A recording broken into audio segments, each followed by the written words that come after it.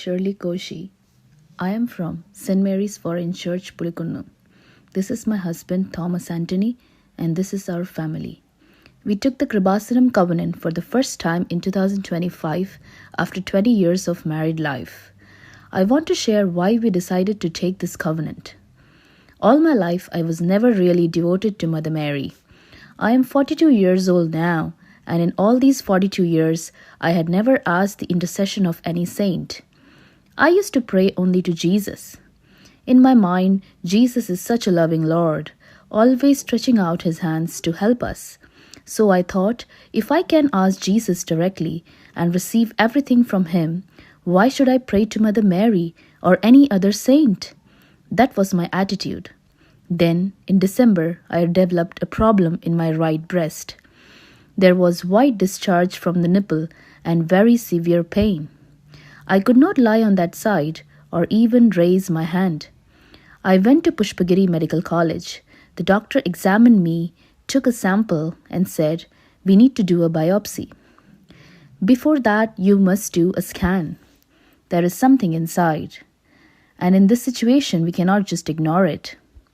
Sometimes we understand the seriousness only when it turns into another major disease.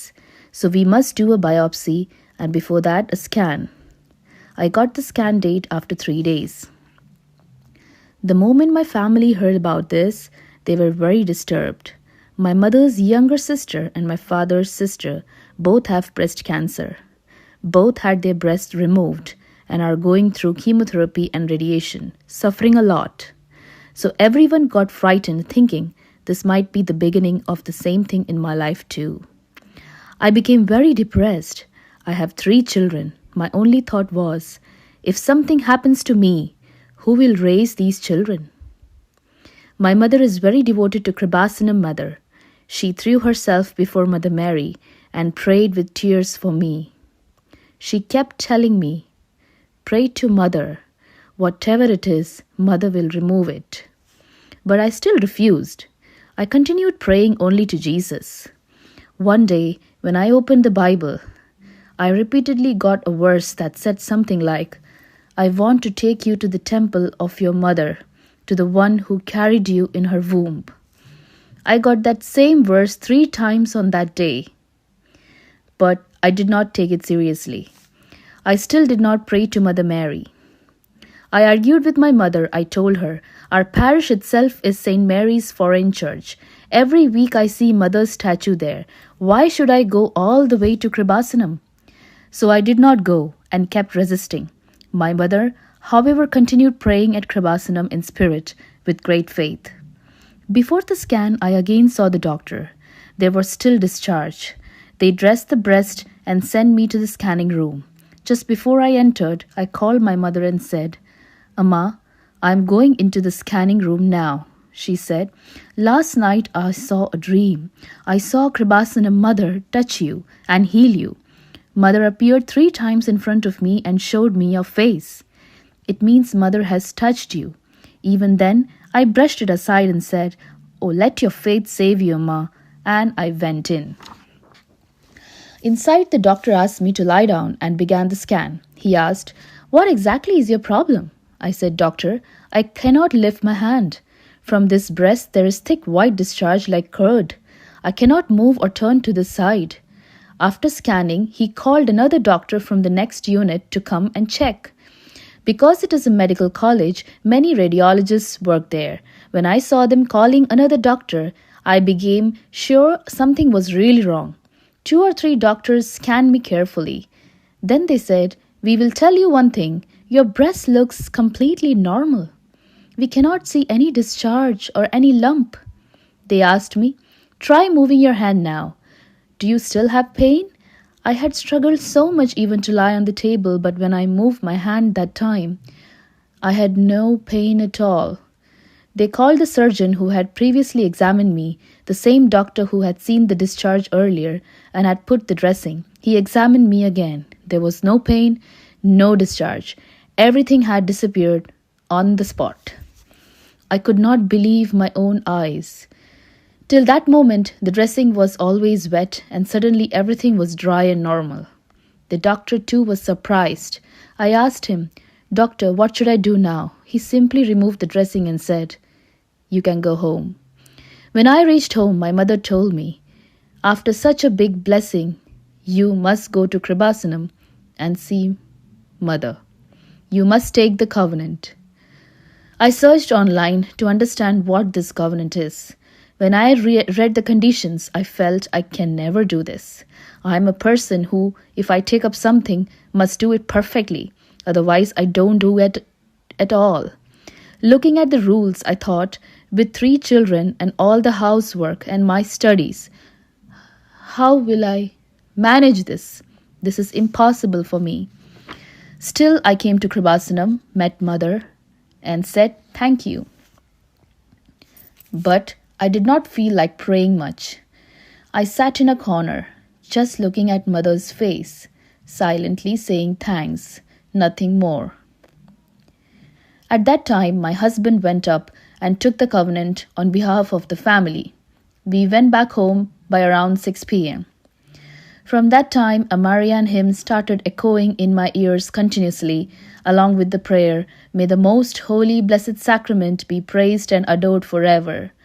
It kept sounding in my ears. I told my husband, "I keep hearing this hymn." He said, "You were sitting below the church all that time while I went to take the covenant. That hymn was playing continuously. Maybe that's why you feel it still in your ears." But it did not stop. 8 o'clock, 9 o'clock, 10 o'clock, midnight, it was still going on. My whole head was filled with that hymn. I couldn't lie down or sleep. I covered my ears with the bedsheet, kept a pillow over my head, but the sound did not stop. Around 1:30 in the night, I told my husband, "You must take me to Kreupasanam. I cannot bear this. Somehow please take me there." We woke up the children, and by 3 a.m. we reached Kreupasanam.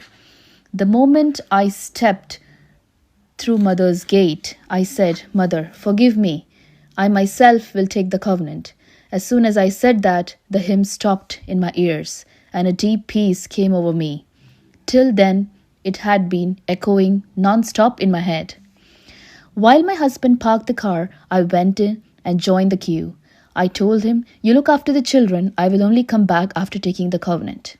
When I finally knelt on the red carpet in front of the altar, I felt a powerful vibration the moment my knees touched it.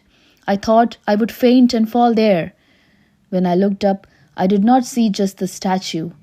I saw Mother standing outside the frame, alive. I was terrified because I had never had such an experience in my life. I somehow climbed the steps and reached near the Ark of the Covenant. Mother seemed to be standing outside very close to me.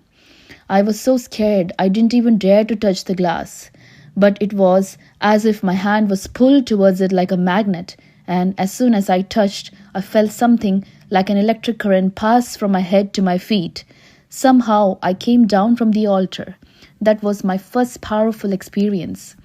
The second experience is related to my exams.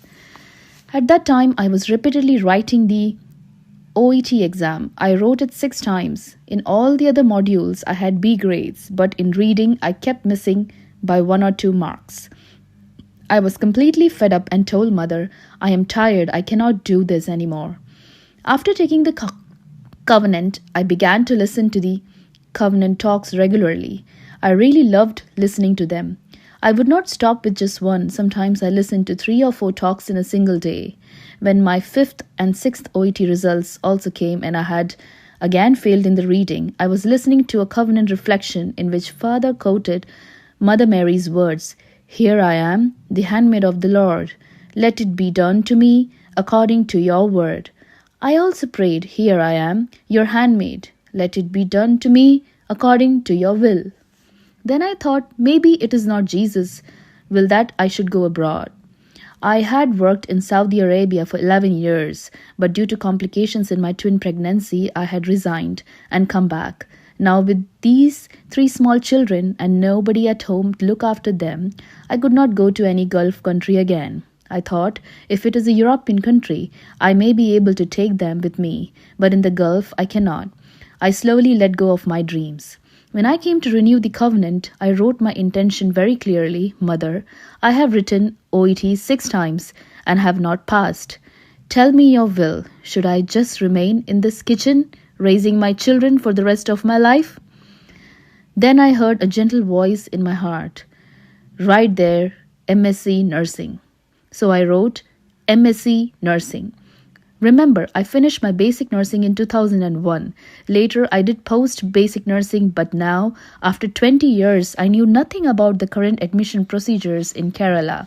Still, I wrote what I heard, MSc Nursing. When I went home, I asked everyone, how do I apply for MSc Nursing? People laughed. At this age, will you get MSc Nursing? And that too now? I inquired in Tamil Nadu and Bangalore, but admissions were already over. It was the time when I was busy with OET. By then, all seats were filled, and even the next year's seats were booked. Then a friend of mine who is a professor in a nursing college in Kerala called and said, admissions in Kerala have not yet started. You can try, but it is very difficult. Seats are very few.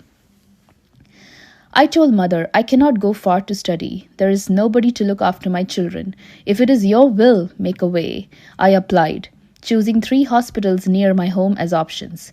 To my amazement, in the very first allotment, I got admission for MSc Nursing at St. Thomas Hospital, Cherthala, which has only 4 seats in total.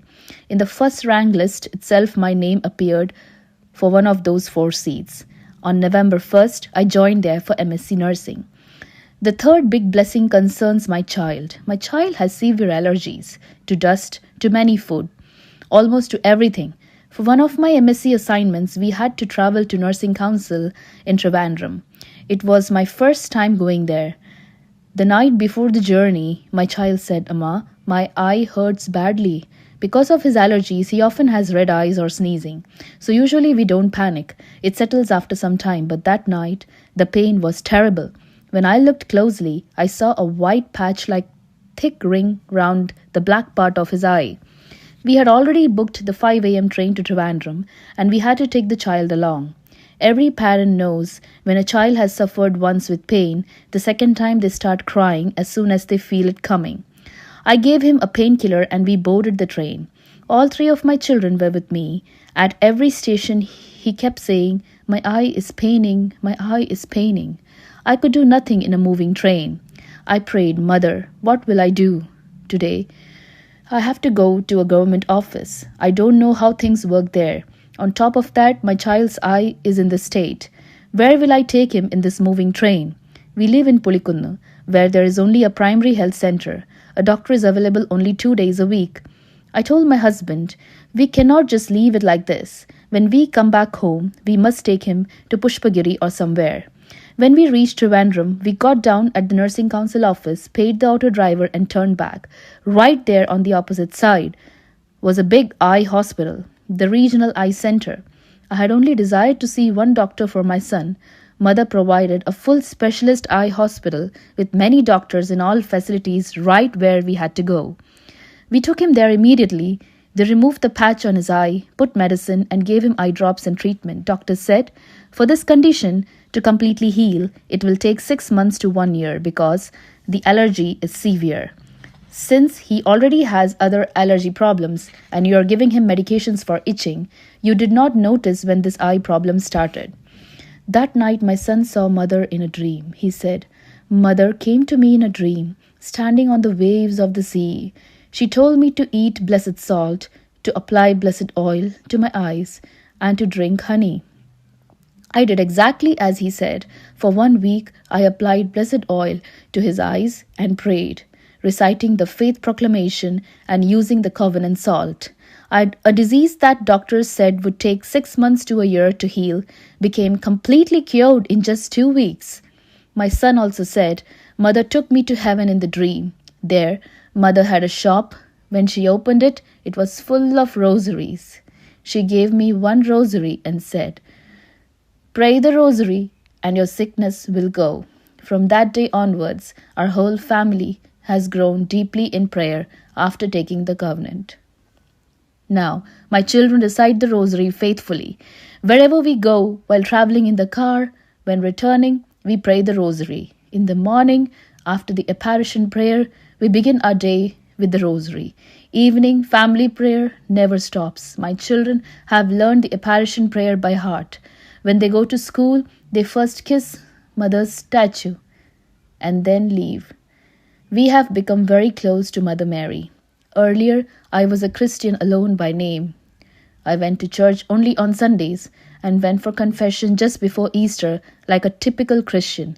I was not truly a follower of Christ. Now I can say I have become a true follower of Christ, trying to live as He and the priest teach us. For all this, to Jesus and to Mother Mary, we owe endless thanks and praise. In our government primary health center, there are no hotels or facilities nearby. So from our own home, we cook food for the patients admitted there and take it to them. We also buy and distribute Kreupasanam Mother's Covenant newsletters wherever we can. We give not just food, but also water, sometimes even to a tired traffic police officer or anyone we see struggling on the roadside. Whatever we have in our hands, we try to share. We also fast and pray. Since I am now at home and not employed, my main desire is to raise these 3 children closer to Jesus.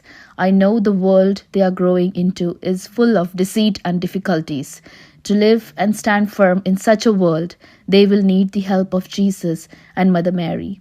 Otherwise, we do not know where our children will end up. So I have entrusted all 3 of them completely into the hands of Mother Mary, asking her to guard and raise them. For all the blessings we have received and for all those yet to come, we offer endless thanks to Jesus and to Mother.